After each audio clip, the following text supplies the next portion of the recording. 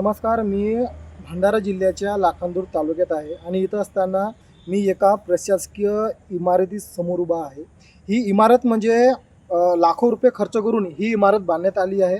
तहसील कार्यालय, भूमी अभिलेख कार्यालय हे सर्व कार्यालय एकत्रित येतील ह्या अनुषंगाने ही मोठी इमारत लाखो आणि करोड रुपये खर्चून बांधण्यात आली आहे.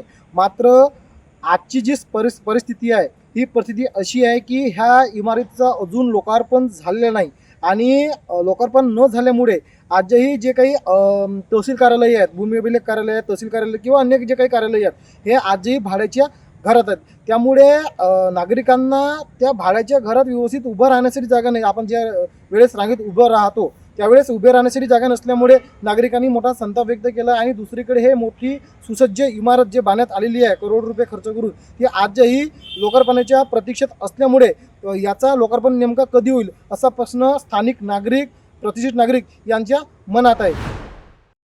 मागील 2 वर्षापासून प्रशासकीय इमारत ही तयार करण्यात आलेली आहे आणि ते इमारत पूर्ण होऊन सारी 2 ते 2.5 वर्ष पूर्ण झालेले आहेत आणि त्यामुळे मुख्यमंत्री साहेबांना त्या इमारतीचा लोकार्पण सोहळा करण्याची वेळच मिळून नाही राहिली आहे किंवा तारीख मिळून नाही राहिली आहे. त्यामुळे मुख्यमंत्री साहेबांना आज आम्ही पत्र दिलेलं आहे की तुम्ही एकतर त्या प्रशासकीय इमारतीचा तात्काळ लोकार्पण सोहळा करा.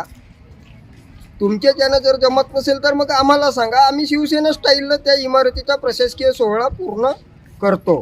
तुम्ही जर तात्काळ त्या इमारतीचा लोकार्पण सोहळा पूर्णपणे करत नसाल तर आम्ही आंदोलन केल्याशिवाय राहणार नाही.